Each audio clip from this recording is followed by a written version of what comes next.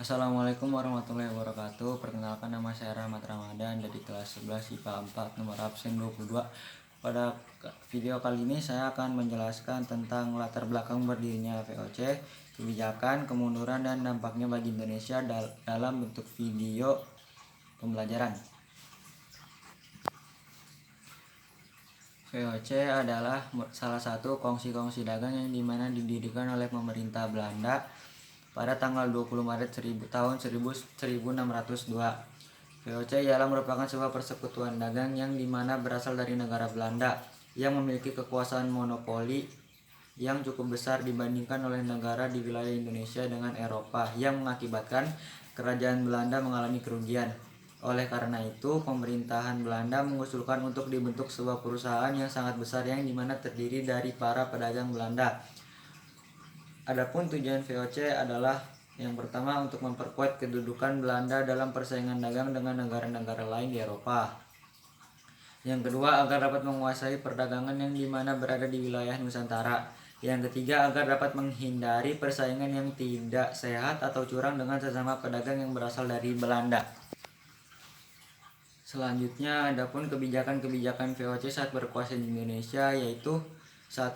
VOC mendirikan benteng-benteng pertahanan. Dengan adanya benteng pertahanan ini, VOC berhasil melakukan monopoli perdagangannya.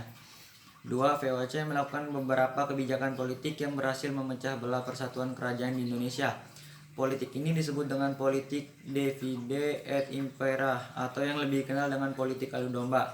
Yang ketiga, VOC mengangkat seorang gubernur jenderal untuk mempermudah mengatur sistem kerja mereka. Yang keempat, VOC melakukan kebijakan hak ekstirpasi. Hak ini merupakan hak yang dimiliki oleh VOC dalam rangka mengatur harga komoditas mereka. Hak ini adalah hak untuk memusnahkan komoditas rempah yang mengalami kelebihan produksi sehingga harga akan tetap stabil. Yang kelima, VOC melakukan pelayaran hongi. Secara umum, pengertian pelayaran hongi adalah suatu bentuk pengawasan dari VOC.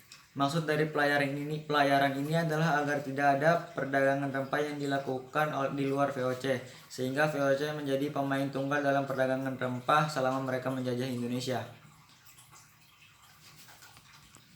Kelima hal tadi adalah kebijakan-kebijakan VOC saat menduduki Indonesia.